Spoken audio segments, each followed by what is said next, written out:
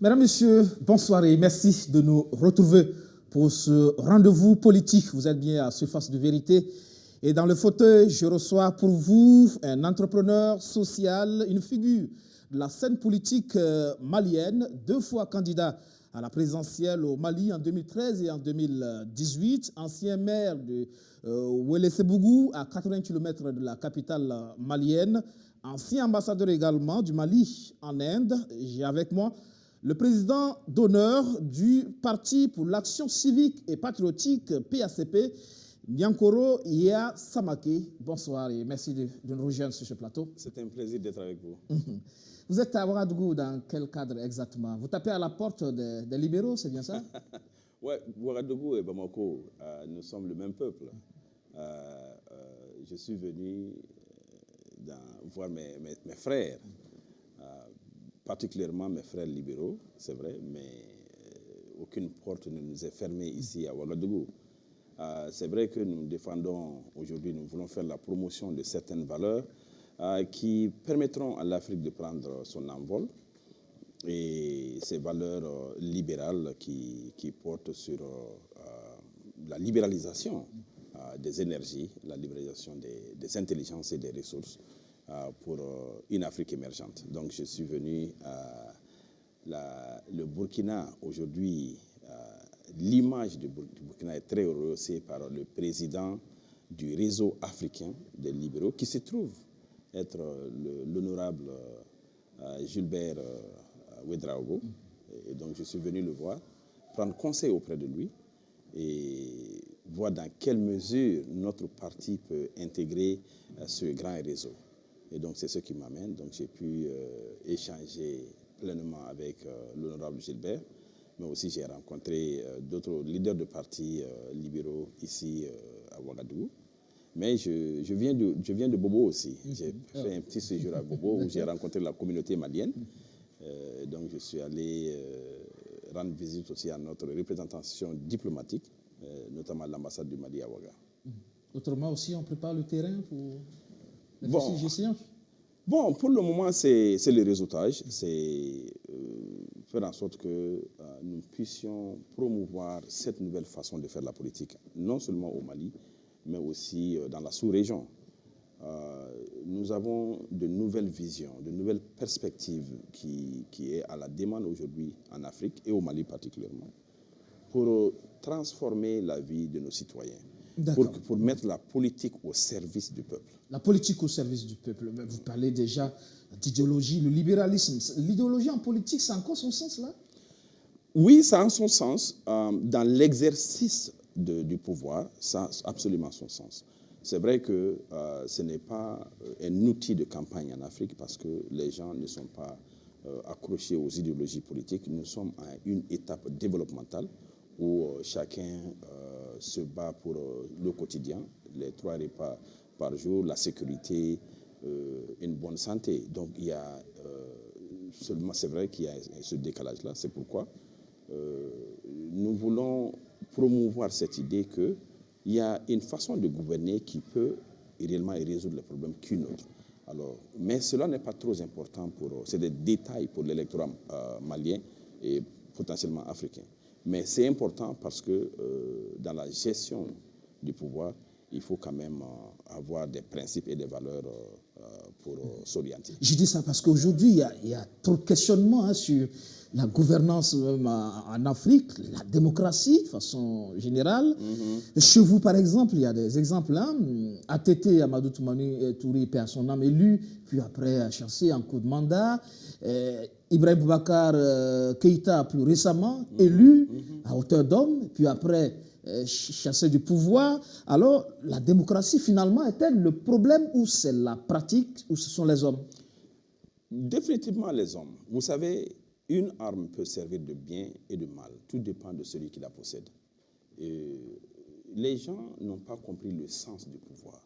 Les gens ne viennent pas généralement au pouvoir pour la bonne intention et la bonne raison. Je dis cela parce que, vous savez, je dis cela au Mali. Dieu nous a donné 3 choses. Le savoir, l'avoir et le pouvoir. Les deux premières choses, ça veut dire l'avoir, ou le savoir, j'allais dire, Dieu nous l'a donné pour qu'on s'en serve, pour nous-mêmes, pour nous améliorer, pour changer nos propres conditions de vie. Mais si nous nous en servons bien, ça nous sert aussi de servir une communauté. L'avoir, c'est la même chose. Utilisez-le pour acheter de grandes voitures, de grands véhicules, de grandes maisons. Mais si vraiment vous voulez en faire du bien, vous pouvez faire beaucoup de bien. Mais le pouvoir est par nature pour transformer une collectivité, pour transformer une nation. Et donc, généralement, les gens se servent du pouvoir pour de petits objectifs, c'est-à-dire le soi-même. Le pouvoir est trop grand pour servir un homme, une famille ou un clan. Le pouvoir, c'est vraiment pour transformer toute une nation, toute une collectivité. Donc, ça s'appelle manque de vision. Absolument, absolument. Donc, il faudrait que la politique publique ait pour objet le peuple. Et donc, dès qu'on manque cette vision, alors on tire de côté et le peuple est mécontent, dissatisfait, et ce qui amène ces bouleversements dans beaucoup de pays. Vraiment, pour le cas du Mali, ça ne nous honore pas que pendant tout ce règne démocratique que nous ayons connu en 92 déjà pour la démocratisation, on a fait un coup d'État. Mais déjà, depuis la démocratie, il y a eu 2 coups d'État au Mali. Et cela ne se justifie pas. Cela ne se justifie pas. Nous pouvons faire mieux. Nous pouvons faire en sorte que les gens croient fermement que diriger, c'est servir. C'est cette idéologie, ce sont ces valeurs-là que nous avons, à ces valeurs-là, nous avons adhéré au PACP. Notre parti est unique au Mali. Parce que il y a de grands partis, il y a des partis qui sont plus vieux que notre parti, mais ils n'ont pas été présents aux côtés des populations comme le PACP. Et donc, à travers... C'était un parti de proximité. C'est un parti de proximité, mais un parti de résultat, un parti de l'action concrète. Nous sommes connus au Mali aujourd'hui comme précurseurs de la politique de l'action concrète. L'action concrète, c'est-à-dire même n'ayant pas les clés du pouvoir, même n'ayant pas les clés du pouvoir, posez des actions concrètes. Absolument. Nous construisons des écoles. Nous en avons à peu près 40 à notre actif aujourd'hui au Mali. Une quarantaine d'écoles? Une quarantaine d'écoles dans 40 différents villages. Mais nous avons aussi... D'où vous gagnez ces moyens en tant qu'opposant? Nos réputations, c'est-à-dire que les gens ont confiance en nous. La gestion vertueuse, un leadership vertueux, c'est ce qui fait que mon carnet d'adresse me permet de solliciter des ressources. Nous allons dans les villages, nous évaluons les besoins, alors nous allons mobiliser les ressources pour construire des écoles, mais aussi donner des tracteurs. On a donné 6 tracteurs à 6 villages. On a donné 50 bourses d'études à 50 jeunes Maliens pour aller faire des études dans les grandes universités américaines. On a donné 20 bourses d'études à 20 élèves maliens qui sont allés dans un lycée américain. Chaque étudiant chaque élève paye 35 millions de francs CFA.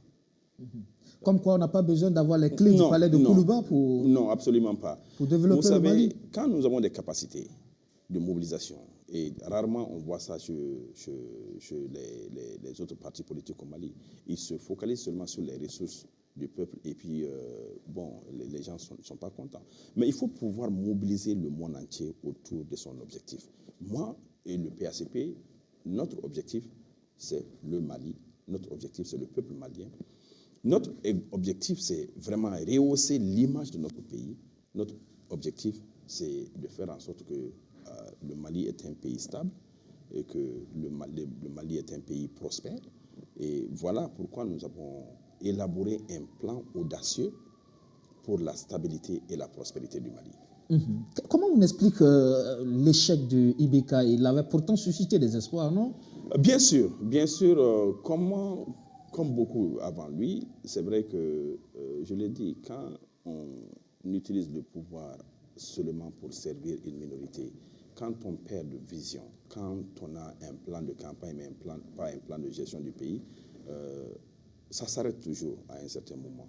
Et donc, nous invitons le peuple malien à faire les meilleurs choix, parce qu'en réalité, IBK, pour ceux, n'était pas le meilleur choix pour le Mali. Et nous l'avons dit en 2013, depuis 2013, quand j'étais candidat, j'ai dit, c'est vrai, ils aiment le Mali, mais le style de leadership qu'ils ont est adapté au 19e siècle. Nous sommes au 21e siècle. Il nous faut un nouveau type de leader. Ce n'est pas seulement les grands projets, ce n'est pas seulement les grands programmes électoraux. Mais c'est aussi l'homme qui porte ces projets, c'est l'homme qui porte ces programmes-là. Il faut un leadership vertueux pour une gouvernance vertueuse. Et le Mali traverse une période particulière. Tout le monde ne peut pas être leader, tout le monde ne peut pas tirer un pays en profonde crise comme le Mali et marcher avec 20 millions de Maliens vers la prospérité. Et c'est ce que nous avons appris.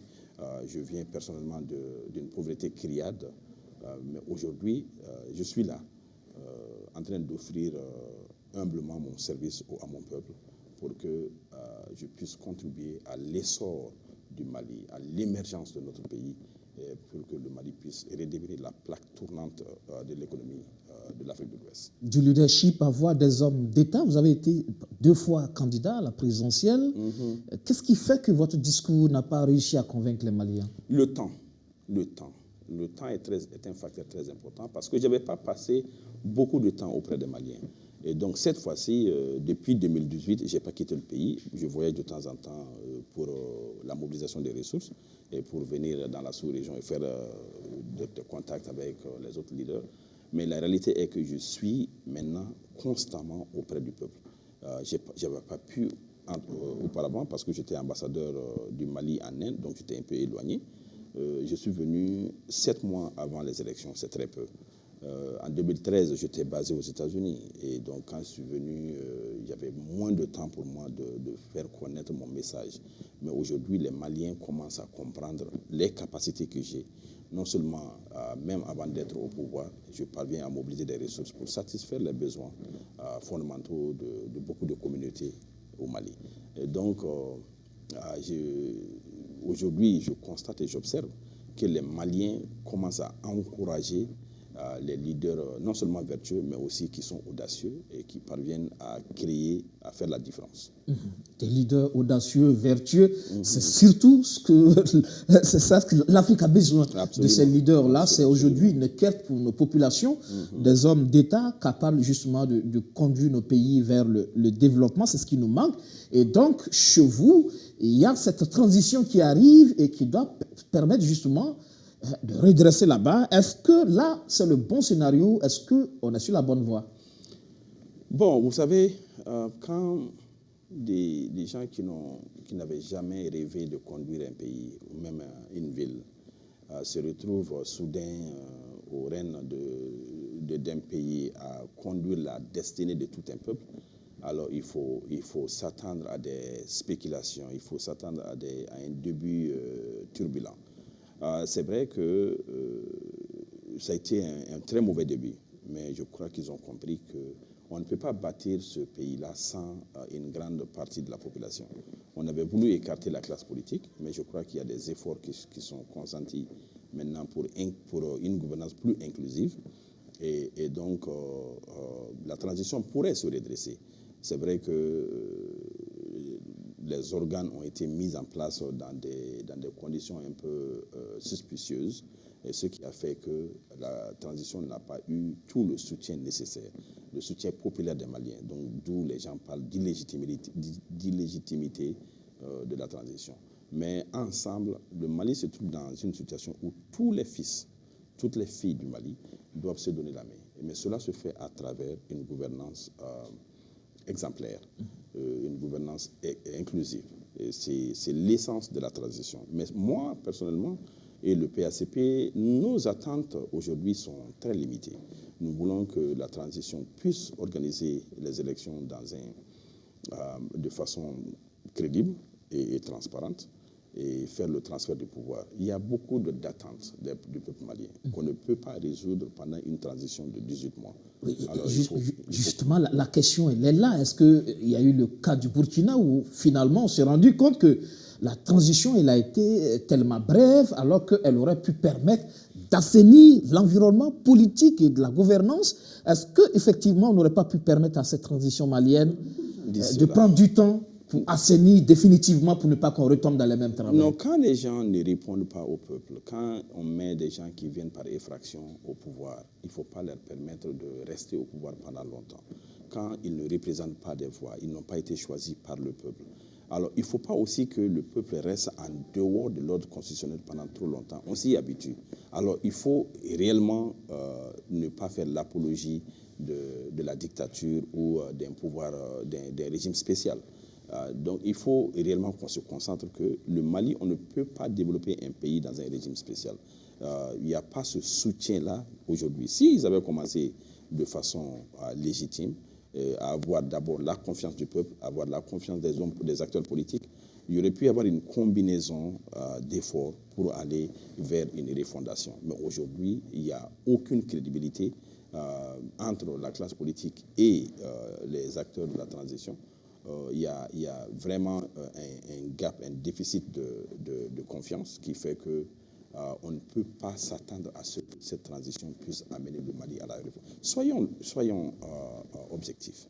Faisons ce qu'on peut faire pendant la transition, puisque nous avons des contraintes de temps d'abord, des contraintes de ressources aussi.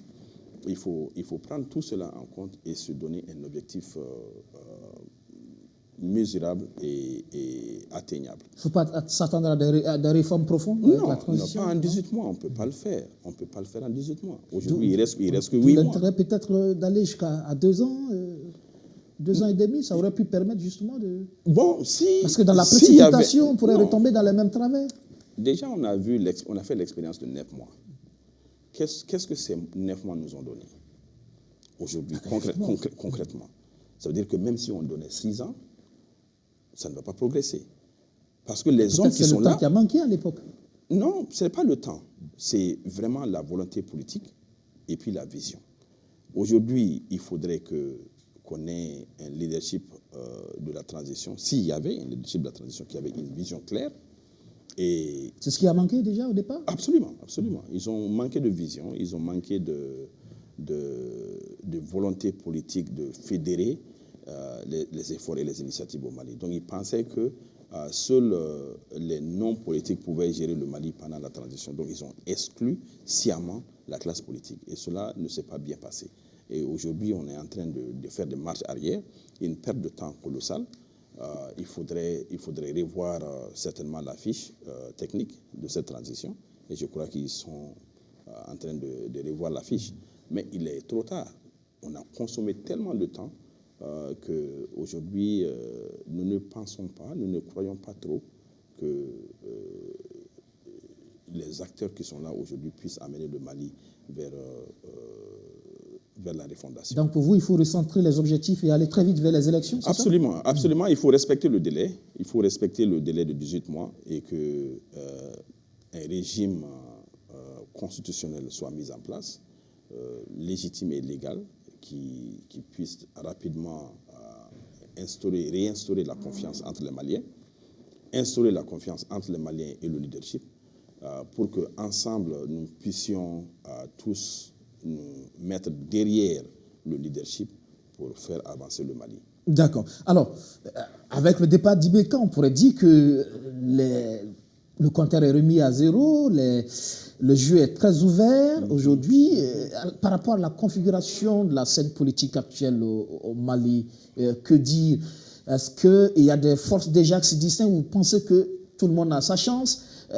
Le positionnement de votre parti, le PACP, aujourd'hui, par rapport justement aux perspectives, comment vous vous positionnez? Des alliances certainement à nouer ou... L'heure aujourd'hui est aux alliances. Donc les leaders politiques sont en train de se concerter pour voir dans quelle mesure nous pouvons former une alliance politique. C'est vrai que le PACP, dans 2 petits mois, va faire l'investiture de son candidat lors de notre congrès prochain. Vous serez encore candidat? Cela dépend de la décision du parti. Le bureau, c'est le congrès qui décide. Donc le candidat est issu de notre congrès. Et donc le PACP est très actif en ce moment pour l'organisation de son prochain congrès où nos militants et les participants vont venir des 4 coins du Mali. Et la décision viendra d'eux. Et donc ils vont décider de qui peut mieux porter le flambeau de notre parti, mais qui peut mieux représenter les valeurs du PACP. Alors à ce moment-là, nous allons avoir un candidat dûment, légalement investi par le congrès du parti. Ibeka parti, son principal challenger, Soumaïla Cissé, paix à son âme. Du coup, on se dit aujourd'hui que c'est une recomposition complètement. Ce sont peut-être des figures qui vont émerger, se positionner. Cela me donne l'occasion de m'incliner sur la mémoire de Soumaïla Cissé et aussi de remercier le peuple burkinabé, d'ailleurs, qui avait voué un grand soutien à Soumaïla Cissé. Qui avait beaucoup apprécié le leadership de Soumaïla Cissé. Et puis, bon, c'est un homme politique qui avait duré ici au Burkina. Oui, des attachements quand même, en tant que président de la commission des membres. Absolument. Donc, pour ce faire, vous me donnez l'occasion de m'incliner sur sa mémoire et de prier pour le repos éternel de son âme. C'est vrai que le départ de Soumaïla a laissé un vide qui sera difficile à combler, parce que vraiment, c'était une grande force de proposition en tant qu'opposant. Et aujourd'hui, Ibeka n'étant plus, ayant failli à la conduite des affaires, Soumaïla étant décédé, le peuple malien maintenant est à la recherche d'un leader qui puisse réellement rassembler le pays. Et c'est pourquoi nous proposons au PACP de pouvoir relever les défis de notre pays.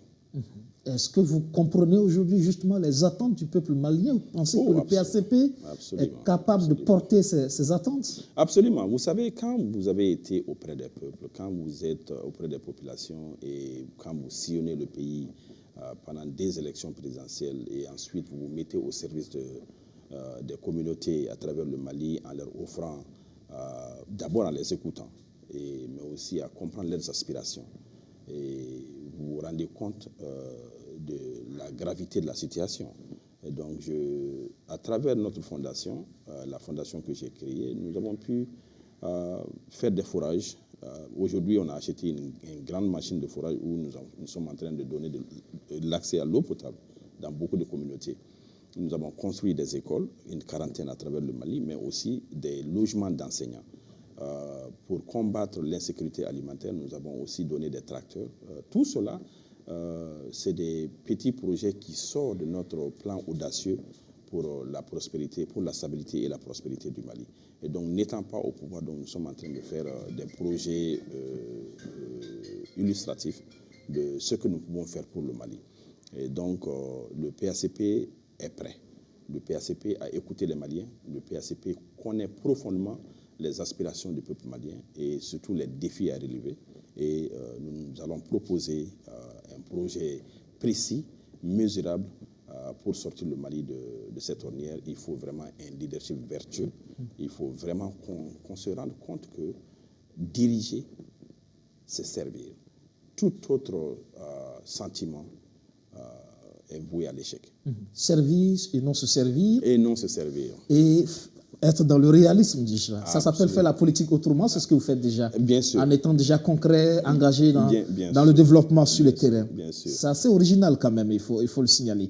Sur la question sécuritaire, qui reste une question essentielle pour le Sahel, et sur laquelle aussi les Maliens vous attendront, sûrement lors de la campagne présidentielle. En 2018 déjà, vous avez dit que vous allez tenir un conseil des ministres à Kidal dans les 3 premières années de votre mandat, c'est bien ça? Absolument. Ça reste un symbole, non? La gouvernance sécuritaire, on le sait, dans les pays du Sahel, a besoin justement d'une politique, certes aussi audacieuse, volontariste, mais c'est aussi beaucoup plus une vision structurelle, la question. Absolument. Vous voyez, vous savez, on a toujours essayé de résoudre le problème d'insécurité au Mali par les armes.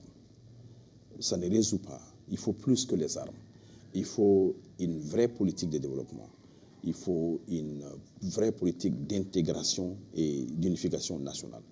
Et nous proposons de le faire parce que nous allons transformer les grands centres urbains du Nord à des pôles politiques qui seront très attrayants.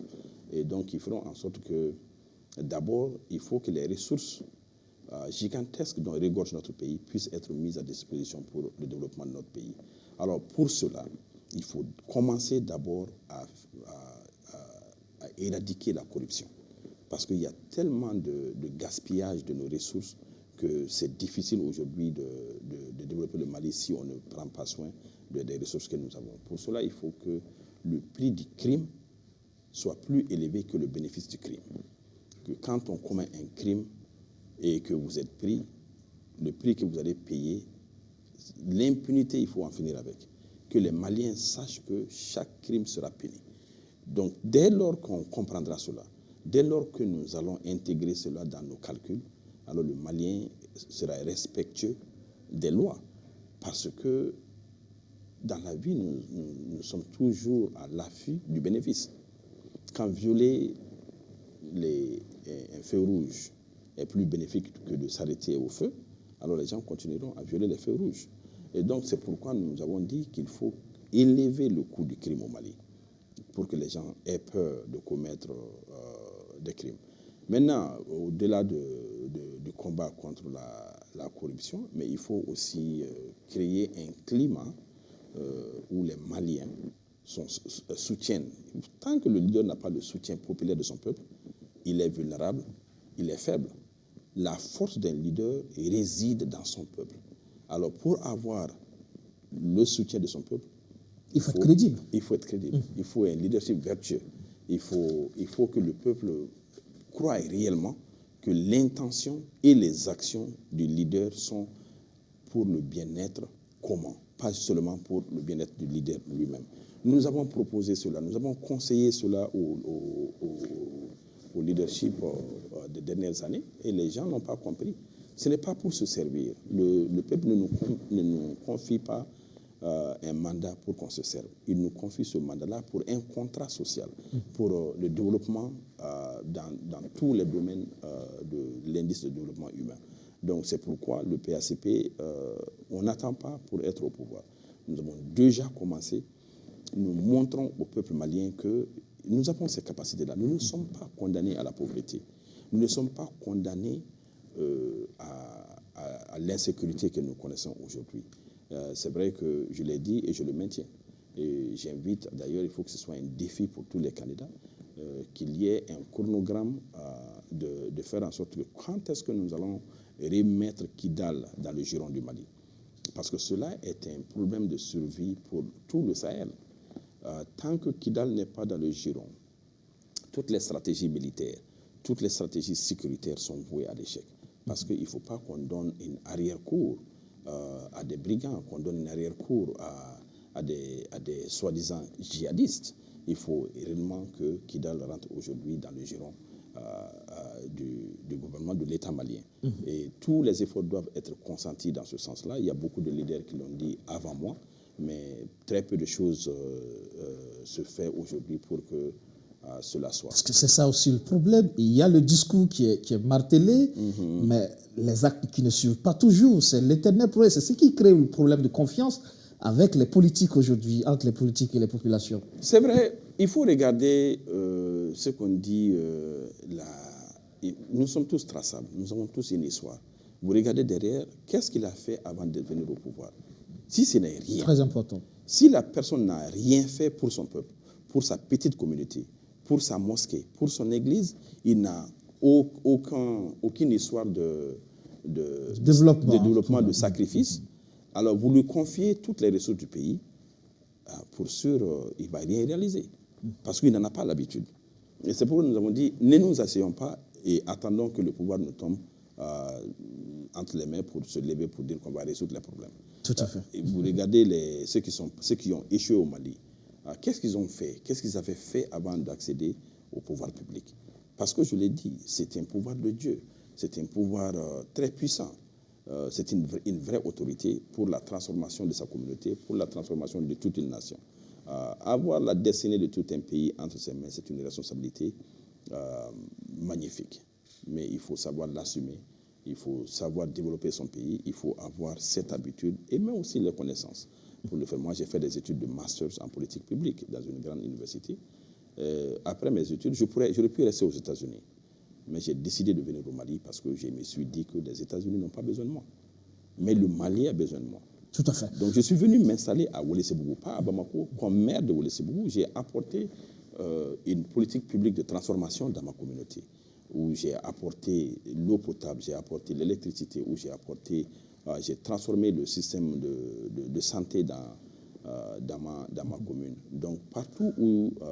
faire le développement à la base d'abord, c'est très important avant d'espérer... Absolument, vous avez compris. D'accord. En tout cas, c'est très intéressant là.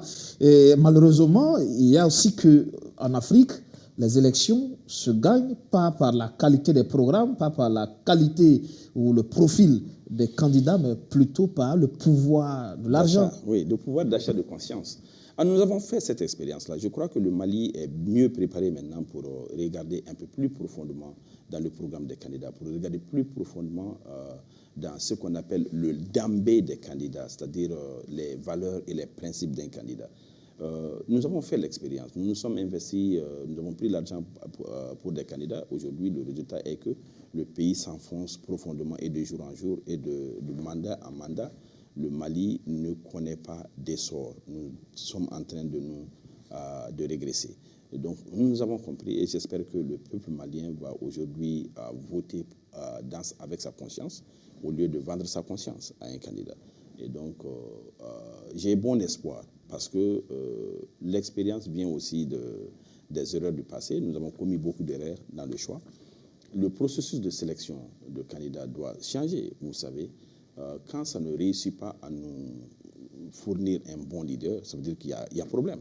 Et donc, il faut changer cela. Il faut vraiment qu'on soit déterminé à faire en sorte que nos élections sont plus crédibles et plus transparentes. Merci, Monsieur Niankoro Iya Samake. Je rappelle que vous êtes le président d'honneur du Parti pour l'action civique et patriotique PACP au Mali. Merci d'être passé dans le fauteuil ce soir. Ce fut un réel plaisir d'ailleurs. Merci beaucoup. Merci. Mesdames, Messieurs, ça sera tout pour ce numéro de Surface de Vérité. Merci de l'avoir suivi. Excellent suite de programme sur BF1. Bonsoir.